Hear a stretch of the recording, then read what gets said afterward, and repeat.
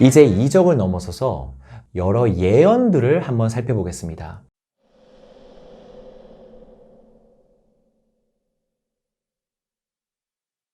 길을 가다가 어떤 사람이 무작정 당신에 관한 예언을 한다고 한번 가정을 먼저 해보겠습니다. 그 사람이 35살의 당신은 결혼을 하게 될 겁니다. 라고 이렇게 예언을 하고 휙 사라져버린 거예요. 그래서 나는 대수롭지 않게 여기고 있다가 정말 35살에 결혼을 하게 됐다고 한번 생각해 봅시다. 그 사람을 떠올리며 굉장히 신기해 할 것 같지 않으세요? 근데 성경의 예언은 이 정도가 아닙니다. 한 번 더 변형시켜서 예를 한번 들어보겠습니다. 당신은 35살에 2살 많은 남자와 한여름에 제주도 무슨 결혼식장에서 하객 328명이 모인 곳에서 결혼을 할 것이고 식사는 전복 갈비탕으로 나올 겁니다. 그리고 당신의 부모님에게 축의금은 한 1,505만 원 정도가 들어올 거고 당신이 좋아하는 고모가 있죠. 그 고모는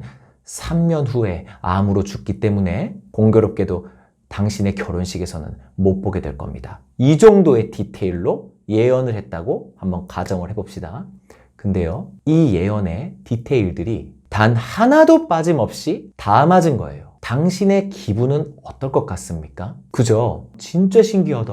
다 맞췄어. 하고 끝날 것 같습니까? 모세의 이야기를 넘어가서 다른 선지자들이 쓴 성경들이 많습니다. 이 선지자들은요, 말 그대로 미리 알고 있었던 자라는 말답게 많은 예언들을 남겼어요. 신께서 알려주셨다면서요. 근데 이 예언들이 놀랍도록 디테일하고 상식적이지도 않은 예언들인데요. 근데 문제는 이 예언들이 전부 다 성취가 됐다는 점입니다. 그것도요, 서로를 모르는 다른 예언자들끼리 똑같은 예언을 한 것들도 많거든요. 근데 이런 것조차도 모두가 다 디테일 하나 빠짐없이 성취가 되었어요. 올겨울은 꽤나 추울 것입니다. 너는 결혼을 못할 것 같습니다. 같은 그런 느낌에 의존한 시시한 예언이 아니었다는 게 아주 중요한 포인트죠. 이 정도 됐으면 성경은 신의 말씀이다 라고 하는 걸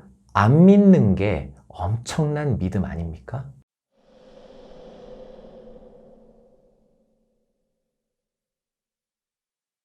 그렇다면 이 성경은 어떻게 전해져 내려왔는가 하는 문제를 들먹거리는 사람들도 있었습니다.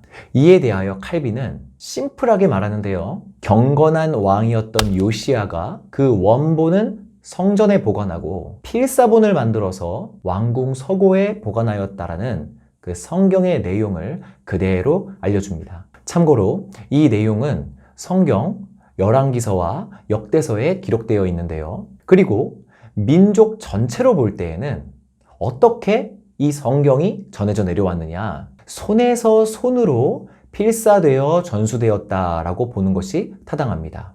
또 귀로 들은 어떤 이들은 말로 전수해 주었겠죠.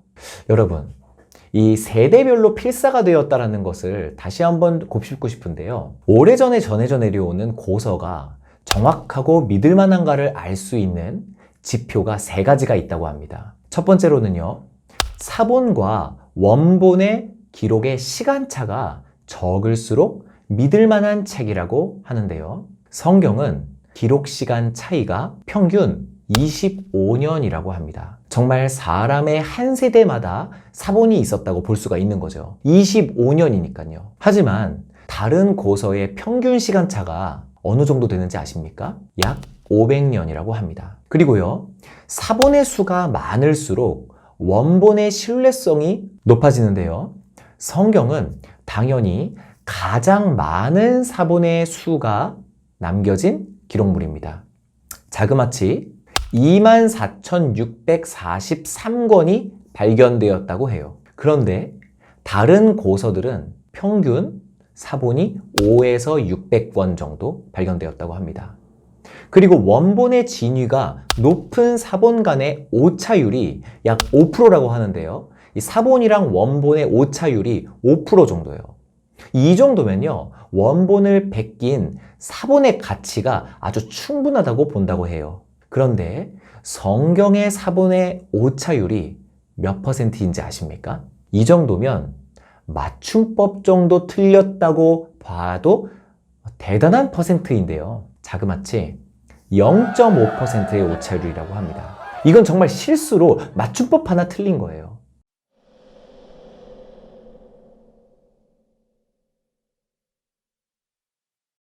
자, 이제 신약 성경으로 한번 와보겠습니다. 신약 성경의 신빙성을 찾기에 가장 먼저 제시하는 것은 저자들의 특징들입니다. 우선 예수님의 행적을 적은 마태, 마가, 누가, 요한 이렇게 4명의 저자가 있죠.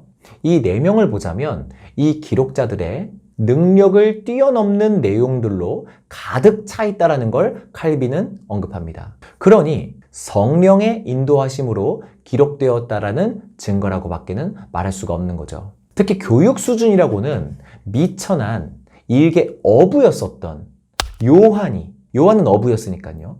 요한이 쓴 복음서를 칼빈은 언급합니다. 어떻게 이러한 무식자가 요한복음 같은 섬세한 글을 쓸 수 있겠냐며 설파합니다. 그리고 마태나 여러 신약 성경 중 편집글을 쓴 바울을 언급하는데요. 마태는요, 백성들의 돈을 취하던 세리였어요. 심지어 바울은요, 예수의 철천지 원수였던 자였습니다. 이런 예수의 대적자들이 성경을 썼다라는 것 자체가 이것은 성령께서 그들을 가르친 것이 틀림없다는 사실을 강력하게 말하고 있다는 것이죠.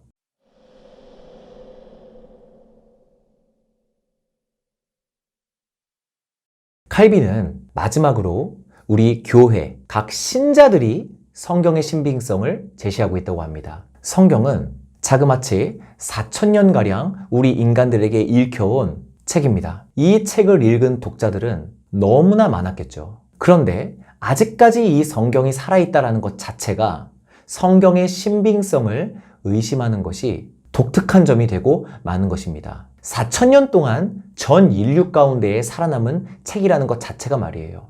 그리고 성경에 담겨 있는 교리를 위하여서 죽음까지 마다하지 않았던 사람들이 한둘이 아니었다는 점도 눈여겨봐야 할 점이라고 합니다.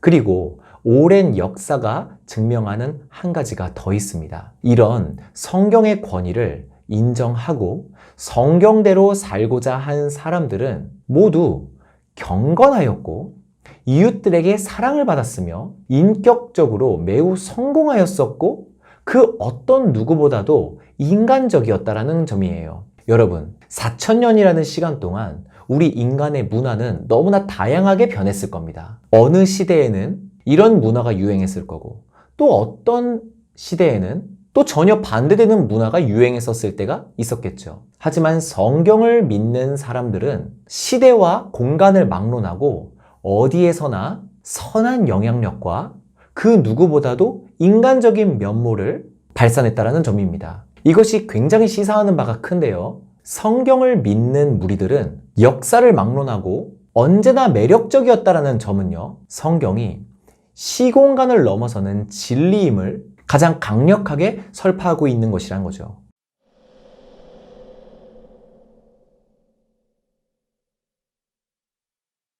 오늘의 8장을 마무리하면서 칼빈은 다시 한번 강력히 언급합니다. 신께서 성경을 믿는 확고한 믿음을 주시기 전에는 사람들 스스로 성경에 대한 믿음이 절대 생길 수 없다고요. 근데 이러한 정보들을 왜 언급하냐 하면요, 이것은 유익하기 때문이라고 합니다. 왜냐하면 신자들의 연약함을 돕기 때문에 유익하다라는 거예요. 오늘의 장은요, 불신자들에게 성경의 신빙성을 입증하는 것이 목표가 아니라고 말합니다. 예상 독자가 불신자가 아니라는 거예요. 신자들의 연약함을 돕기 위한 8장이었던 겁니다. 성경의 신빙성은 인간의 이성의 범주 내에서도 충분히 입증됨. 요약 마치겠습니다.